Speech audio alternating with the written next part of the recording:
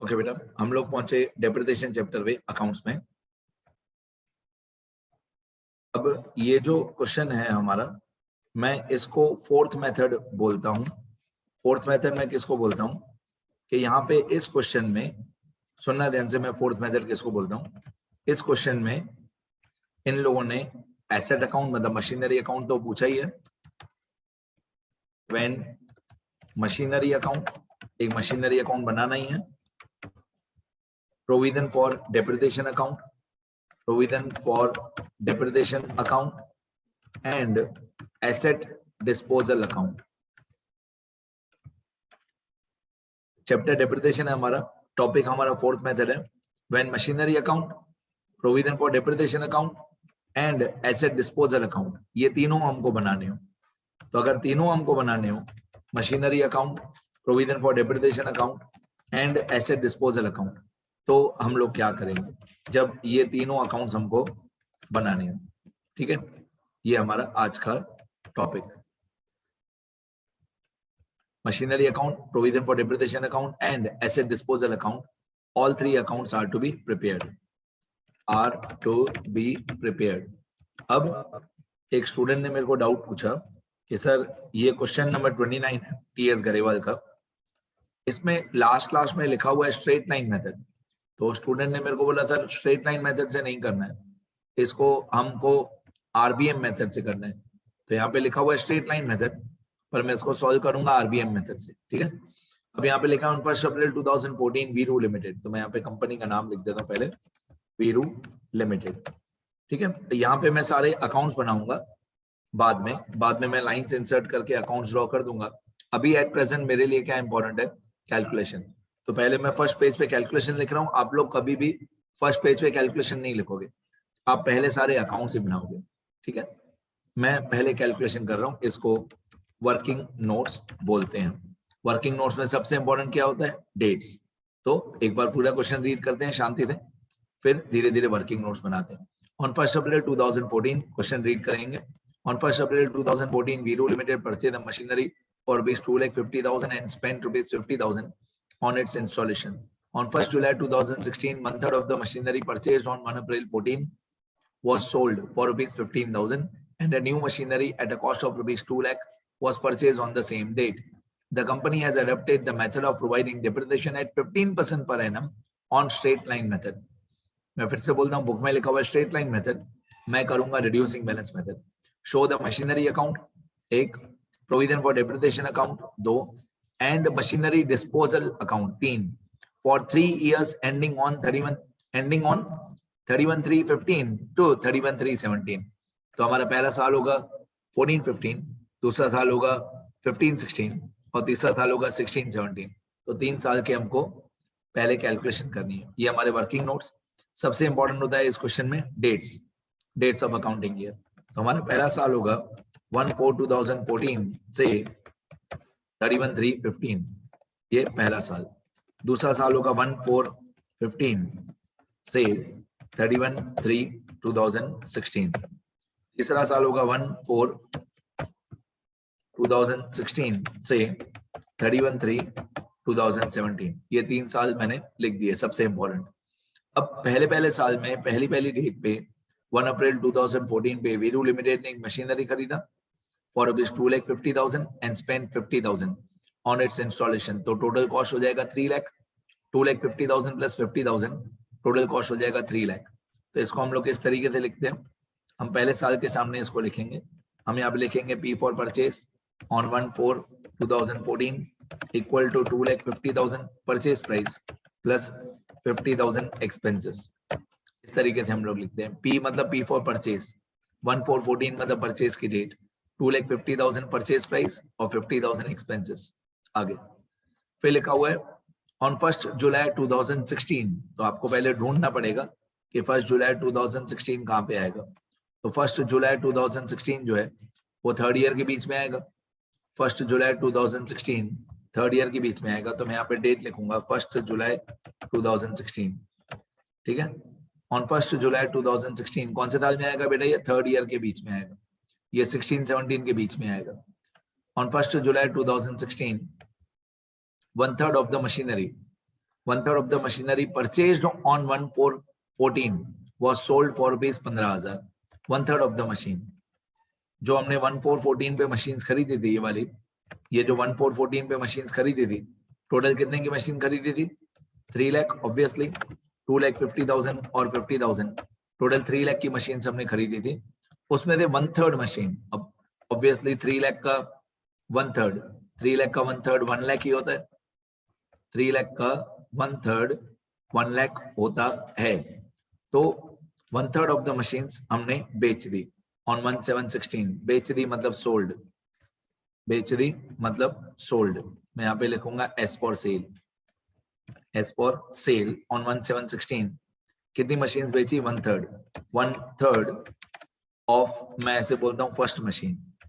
जो first machine थी 3 लाख वाली, उसका 1/3 मशीन। 1/3 मशीन कितना होगा? तो 3 लाख का 1/3 होगा 1 लाख, मतलब 1 लाख रुपीस की कॉस्ट प्राइस की मशीन हमने बेच दी, और इसकी सेलिंग प्राइस हमको दी हुई है 15,000 रुपए। सेलिंग प्राइस क्वेश्चन में दी हुई है इक्वल टू 15,000 रुपीज। ये सब मैंने लिख दिया। मतलब फर्स्ट मशीन जो 3 लाख रुपीस की थी, उसका 1/3 होता है 1 लाख, तो 1 लाख की कॉस्ट प्राइस की मशीन हमने बेच दी at a selling price of 15,000। आगे बढ़ते हैं। एंड ये हो गया फॉर 15,000। अभी आगे third line, and a new machinery at a cost of rupees 2 lakh was purchase on the same date. On the same date हमने एक 2 लाख रुपीस की नई मशीन खरीदी, तो 2 लाख रुपीस की नई मशीन हमने परचेज की सेम डेट पे। तो मैं लिखूंगा P for purchase, same date मतलब 1/7/16, और अमाउंट में लिखूंगा 2 लाख रुपीस। उसी डेट पे 2 लाख रुपीस की एक नई मशीन खरीदी, सेम डेट 1/7/16, एक नई मशीन परचेज किया 2 लाख रुपीस का। आगे तो सेल भी उसी डेट पे है, परचेज भी उसी डेट पे। आगे फिर लिखा हुआ है the company has adopted the method of providing depreciation eight 15% per annum on straight line method. Question में स्ट्रेट लाइन मेथड है, पर मैं कर दूंगा 15% आरबीएम। अब 15% आरबीएम अगर मैं करूंगा तो आंसर बहुत पॉइंट में आएगा, पर तो भी मैं सिर्फ आरबीएम कर देता हूँ। क्वेश्चन में एसएलएम है, मैं कर देता हूँ आरबीएम। आरबीएम का फुल फॉर्म होता है रिड्यूसिंग बैलेंस मेथड। मतलब हम हर साल डेप्रिसिएशन जो है वो हर साल करेंगे ऑन, डेप्रिसिएशन हर साल हम लोग करेंगे ऑन बुक वैल्यू। ठीक है, तो ये 15% डेप्रिसिएशन हमारे बहुत काम का है।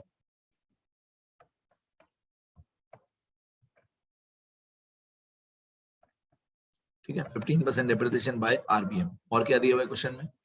और लिखा हुआ है show the machinery account, provision for depreciation account and machinery disposal account for the 3 years ending on 31 March 15। तो पहले मेरे लिए इंपॉर्टेंट है कैलकुलेशन।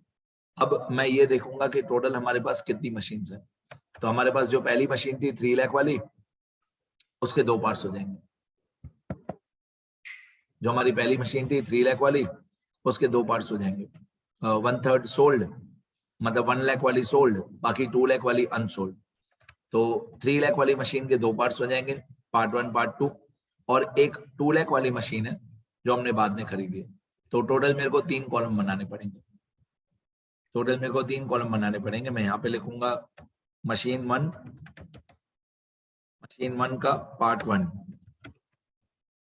ठीक है, फिर मैं यहाँ पे लिखूंगा मशीन 1 का पार्ट 2 रिमेनिंग अनसोल्ड वाला। फिर मैं यहाँ पे लिखूंगा मशीन 2। ठीक है, अब मैं यहाँ पे अलग अलग ईयर्स बनाऊंगा। यहाँ पे मैं अलग अलग ईयर बनाऊंगा। पहला साल कौन सा था हमारा? 2014-15। तो ये पहला साल था हमारा 2014-15।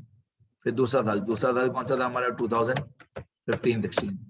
फिर तीसरा साल 2016-17। ऐसे 3 साल हुए हमारे, 2014-15, 15-16 और 16-17।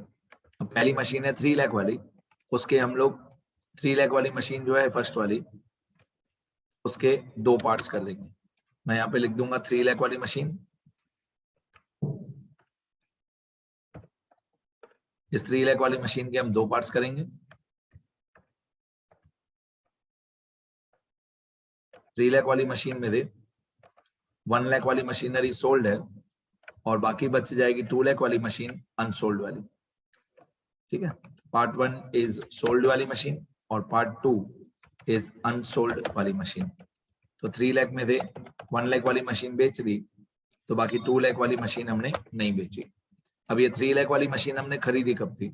ये 3 लाख वाली मशीन हमने खरीदी थी 1414 तो मैं यहाँ पे डेट लिखूंगा 14/2014 पे ये मशीन हमने खरीदी थी 1414 ठीक है, ये हमारी परचेज की डेट आ गई 1414।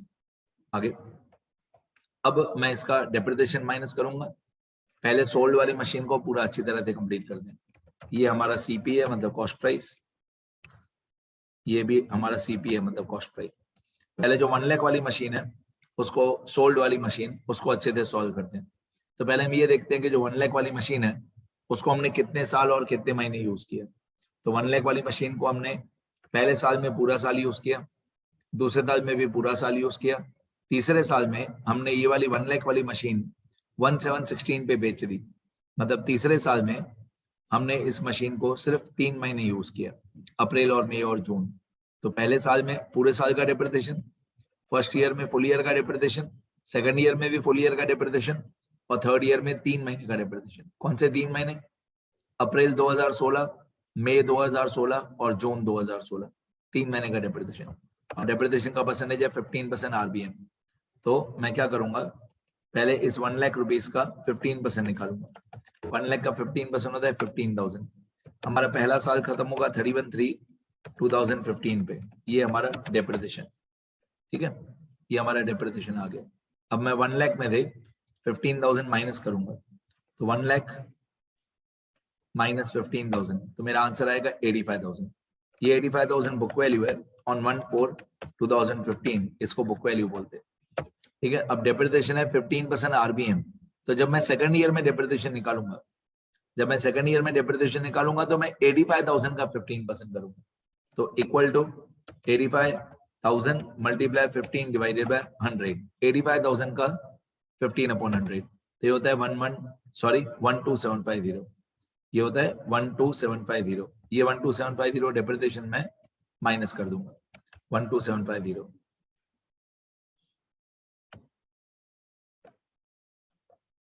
ये 12750 डेप्रिसिएशन में माइनस कर दूंगा और देखूंगा कि बाकी की कितनी अमाउंट आ रही है। ये जो 12750 है ये 31/3/2016 का डेप्रिसिएशन है, मतलब 2 साल कंप्लीट हो गए। पहला साल 14-15 भी हो गया, दूसरा साल 15-16 भी हो गया, अब तीसरा साल शुरू होगा। इक्वल टू 85,000 माइनस 12750, तो बाकी आएगा 72250। अब यहाँ पे मेरा तीसरा साल शुरू होगा 1/4/2016 पे, ये बुक वैल्यू है तीसरे साल के बिगिनिंग में 72250। तीसरे साल में मैं डेप्रिसिएशन माइनस करूंगा, हाँ अभी तीसरे साल में हमने इस मशीन को यूज किया है सिर्फ 3 महीने। कौन से 3 महीने? अप्रैल, मई, जून। तीसरे साल में हमने इस मशीन को सिर्फ 3 महीने यूज किया, अप्रैल 2016, मई 2016 और जून 2016, 3 महीने, क्योंकि 1 जुलाई पे तो हम लोगों ने ये वाली मशीन बेच दी थी। तो 3 महीने का डेप्रिसिएशन माइनस करेंगे हम लोग। 3 महीने का डेप्रिसिएशन कैसे निकालेंगे? 72250 multiply by 15/100 multiply by 3 divide by 12। 72250 multiply by 15/100 multiply 3 divide by 12, तो हमारा डेप्रिसिएशन आएगा 3 महीने का 2709। कितना आएगा? 2709। एक्चुअली पॉइंट में आएगा 2709 पॉइंट समथिंग, 2709.38, और हम मैंने क्या किया, मैंने उसको अप्रोक्सीमेट कर दिया 2709.38, मैंने इसको कर दिया 2709, मैंने डेसिमल पॉइंट हटा दिया, ठीक है। अब ये डेप्रिसिएशन होगा कब तक का? ये डेप्रिसिएशन होगा अप टू 1/7/2016, मतलब ये डेप्रिसिएशन है फॉर 3 मंथ्स, ये 3 महीने का डेप्रिसिएशन है। अब मैं 72250 में थे, 3 महीने का डेप्रिसिएशन माइनस कर दूंगा। पहले 1 लाख का 15% 15,000 पूरे साल का, फिर 85,000 का 15% 12750 ये भी पूरे साल का, फिर 72250 का 15% 3 महीने का, तो ये आया 2709। अब मैं ये माइनस कर दूंगा तो 72250 माइनस 2709, तो बाकी बुक वैल्यू आएगी 69541। इसको बोलते हैं, इसको 69541 को बोलते हैं book value on the date of sale. इस 69541 को बोलते हैं book value on the date of sale. अब ये वाली मशीन हम लोगों ने 15,000 रुपए में बेच दी ऐसा क्वेश्चन में बोला हुआ था। क्वेश्चन में बोला हुआ था कि ये जो 1/3 वाली मशीन है, ये जो 1/3 वाली मशीन है, ये हमने 15,000 में बेच दी, तो हमारा जो सेलिंग प्राइस है वो 15,000 है। वो मैं एक लाइन छोड़ के लिख दूंगा, 15,000 इज आर सेलिंग प्राइस। अब अगर यहाँ पे 69541 में से हमको कुछ भी माइनस करना पड़े, अगर 69541 में से कुछ भी माइनस करना पड़े तो वो हमारा लॉस हुआ, और 69541 में कुछ भी प्लस करना पड़े तो हमारा प्रॉफिट हुआ। तो कॉमन सेंस की बात है कि सेलिंग प्राइस छोटा है, सेलिंग प्राइस छोटा है तो लॉस ही होगा ना। तो हमारा जो लॉस होगा वो होगा 69541 माइनस 15,000, तो हमारा लॉस आएगा 54541। हमारा लॉस आएगा 54541, मतलब 15,000 में से माइनस 69541, तो हमारा आंसर आएगा 54541। अगर माइनस करना पड़े तो लॉस हुआ, प्लस करना पड़े तो प्रॉफिट हुआ। ये हमारी पहली मशीन जो है वो कंप्लीट हो गई, फर्स्ट मशीन हमारी कंप्लीट हो गई।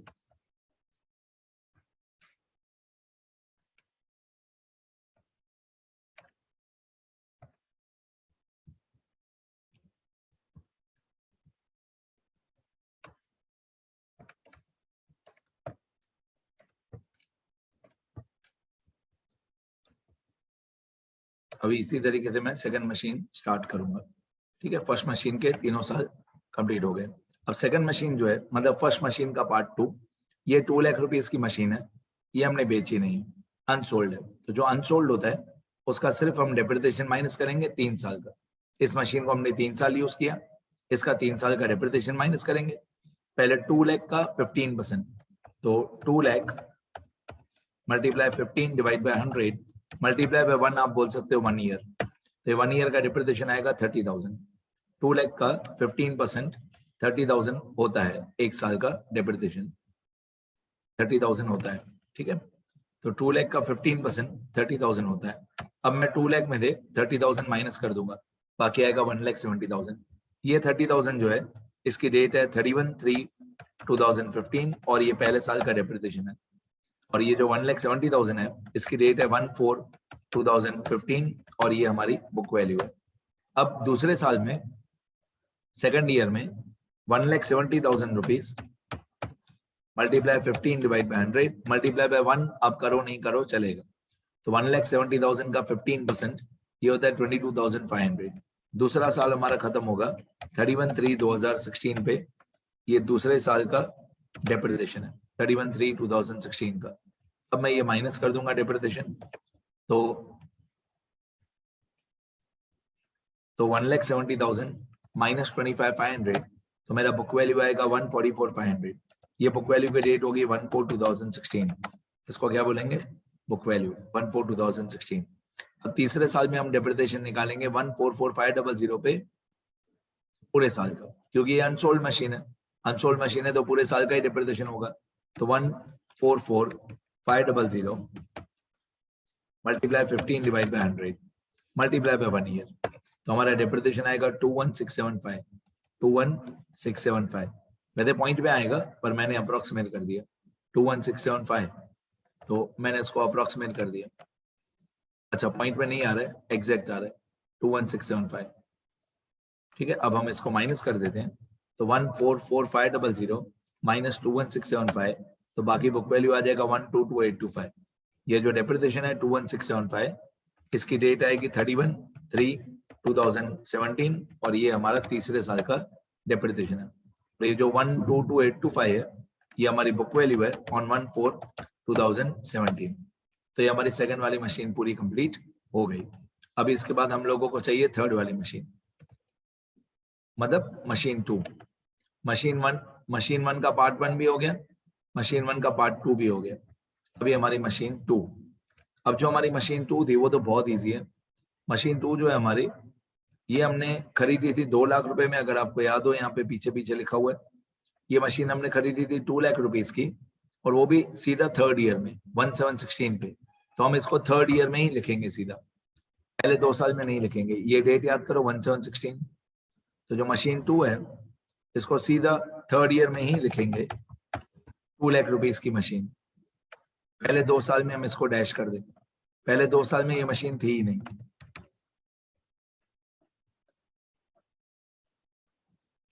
तो ये 2 लाख रुपए की मशीन हमने खरीदी 17/2016 पे, ये हमने मशीन खरीदी। इसका डेप्रिसिएशन होगा सिर्फ 9 मंथ्स का, क्योंकि 17 पे खरीदा, तो 7, 8, 9, 10, 11, 12, 1, 2, 3, 7, 8, 9, 10, 11, 12, 1, 2, 3, तो हम इसका 9 मंथ्स का डेप्रिसिएशन माइनस करेंगे, तो वो होगा 2 lakh multiply 15/100 multiply 9 divide by 12, 2 lakh multiply by 15/100 multiply 9/12, तो इसका 9 मंथ्स का डेप्रिसिएशन आएगा 22,500। कितना? 22,500, ये इसका 9 मंथ्स का डेप्रिसिएशन है। अब हम ये 9 मंथ्स का डेप्रिसिएशन माइनस कर देंगे, तो 2 लाख में थे 22,500 माइनस कर देंगे, बाकी आएगा 177,500। ये डेट आएगी यहाँ पे 31/3/2017 और ये डेप्रिसिएशन है। मतलब ये जो मशीन है 2 लाख वाली, ये सिर्फ 3rd ईयर में ही आएगी, पहले 2 साल में ये मशीन थी ही नहीं। अब नया साल शुरू होगा 1/4/2017 और इसको हम लोग बोलेंगे बुक वैल्यू। ये जो था 1716, इसको हम बोलेंगे कॉस्ट प्राइस। डन। तो तीनों मशीन हमारी कंप्लीट हो गई। अभी हम लोगों को अकाउंट बनाना है तीनों मशीन का, मशीन 1 पार्ट 1, मशीन 1 पार्ट 2 और मशीन 2, तीनों का कैलकुलेशन मैंने कर दिया। अब हमको अकाउंट्स बनाने, ठीक है, उसका मैं नेक्स्ट अलग से वीडियो बनाऊंगा। पहले आप इतना लिख लो सब लोग। मैंने जानबूझ के आरबीएम से किया है, आप लोग एग्जाम में वही मेथड करना जो मेथड का नाम एग्जाम में दिया हो।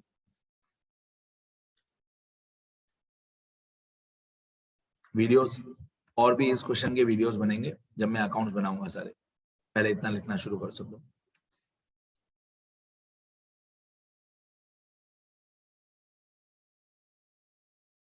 ये क्वेश्चन है,